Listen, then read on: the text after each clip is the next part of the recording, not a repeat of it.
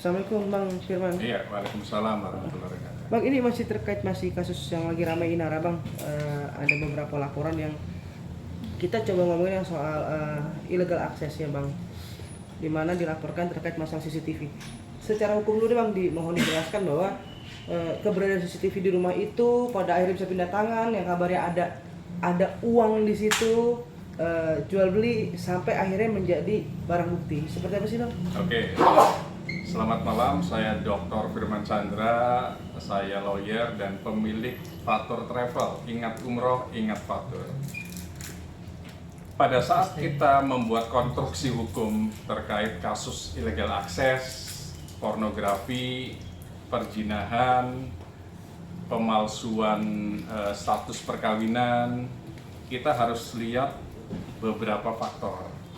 Tapi inti semuanya harusnya artis I ini bersatu dengan laki-laki yang namanya I juga, Isanul. Harusnya bersatu dulu, karena bagaimanapun mereka tidak boleh bertempur dalam peristiwa hukum ini. Kemudian kita ngomong illegal access. Illegal access itu apa sih? Definisi illegal access adalah mengakses sebuah konten-konten elektronik secara tidak patut, secara ilegal. Kemudian pertanyaannya, ada mens rea-nya, ada niat jahatnya, itu yang paling penting. Kalau tidak ada niat jahat, meskipun ada actus reus, tindak pidana, mestinya tidak boleh menjadi delik tindak pidana, karena mens rea-nya tidak ada, nawaitunya, niat jahatnya. Siapapun yang merekam, itu awalnya bukan untuk merekam kalau benar adanya dugaan misalnya tindak pidana pornografi, tapi niat memasang CCTV itu bukan itu.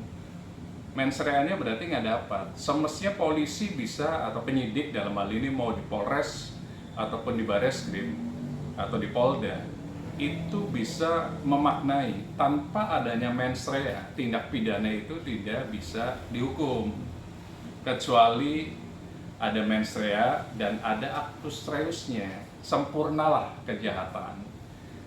Jadi fokus saja, tapi dimulai dengan kompaknya nih artis I ini dengan suami sirinya, harusnya kompak dulu. Kedua, fokus saja hadapi yang namanya LP yang sudah dilaporkan sebelumnya terkait pemalsuan identitas, perkawinan, dan perjinahan. Solusinya apa? Solusi pertama dengan kasus ini, damailah tiga orang itu, artis I, karena ini sebenarnya masih bisa didamaikan, kecuali yang W tadi tidak mau berdamai. Kalau tidak mau berdamai, apa solusinya? Hadapi peristiwa hukum ini. Karena kita menganut Eropa Continental Justice System Indonesia seperti layaknya Prancis dan Belanda, maka proses hukum juga panjang. Tidak bisa ujuk-ujuk ke sebuah atau seorang penyidik atau institusi penyidikan mentersangkakan orang tanpa ada alat bukti yang patut, ditambah alat bukti saksi fakta dan saksi ahli. Unus testis, nullus testis, satu saksi bukan saksi. Jadi hadapi saja kalau menurut saya. Syukur-syukur ada yang namanya di KUHP baru itu restoratif justice. Jadi KUHP baru di KUHP-nya itu menekankan apapun harus restoratif justice, damai di awal persidangan itu, atau di penyidikan, atau di penuntutan, atau di pengadilan, damai. Setelah itu kasus berakhir. Kalau pengen cepat juga hukumannya, ada namanya pengakuan bersalah. Jadi sidang tuh nggak sampai putusan. Pada saat pengakuan bersalah itu selesai juga sebenarnya. Kalau menurut saya hadapi saja. Kalau memang betul-betul tidak melakukan dugaan tindak pidana yang dimaksud dalam LP tersebut. Kemudian LP itu pun pasti menggunakan KUHP lama. Nah itu kekuatan dari terlapor di sini. Gunakan KUHP baru nanti. KUHP baru sepanjang dimaknai lebih ringan hukumannya itu akan dipakai. Jadi hadapi, kalau memang bisa damai, sebenarnya damai saja. Kenapa sih harus bertempur gitu? Kenapa harus masuk ke sebuah pertempuran di persidangan? Penyidikan saja damai kalau menurut saya, karena damai itu indah. Bang, damai dalam artian seperti apa mungkin Bang? Damai dalam artian tidak mungkin langsung masuk SP3 kan begitu. Jadi mereka harus bertemu dengan satu tokoh masyarakat yang bisa mempertemukan tiga orang ini. Karena apa? Ini mempengaruhi psikis dari anaknya. Jejak digital itu akan selalu muncul. Karena bagaimanapun ada anak dari artis I, ada anak dari I dan W tersebut. Solusi dengan masalah privacy ini, masalah perjinahan atau pemalsuan bukti perkawinan, itu sebenarnya solusinya hanya itu, supaya tidak menjadi sebuah rekam jejak digital yang mempengaruhi psikis anak-anaknya. Untuk apa bertempur kalau bisa damai? Bang, berarti kalau laporan ilegal, dugaan ilegal akses penyebaran CCTV itu menurut Abang kesimpulannya lemah Bang ketika harus dilaporkan? Kalau kita lihat KUHP baru, jelas dugaannya tidak ada mens rea, tidak ada itikat jahatnya, nawaitu jahatnya. Karena goal memasang itu kan bukan untuk merekam. Sekarang, apakah video tersebut beredar di sosmed? Pertanyaannya. Oh, nggak ada, berarti kan tidak ada bukti untuk mentransfer, mengirimkan konten-konten yang mengandung unsur-unsur pornografi. Berarti kan tidak masuk delik mengirimkannya. Apakah di pasal Undang-Undang ITE ataupun KUHP baru tersebut. Kemudian apakah mereka, yang terpenting apakah mereka yakin lanjut sampai ke persidangan? Karena persidangan kita itu ada banding, ada kasasi, ada PK. Sampai kapan selesainya? Kalau mau solusinya cepat, jadikan nikah siri jadi resmi. Daftarkan isbat nikah. Apakah bisa menggugurkan? Mungkin bisa menggugurkan. Berarti tidak ada perjinahan lagi kan? Karena nikah siri berubah menjadi nikah resmi. Suaminya ada, suami sirinya, istri sirinya ada, saksi-saksi pun ada.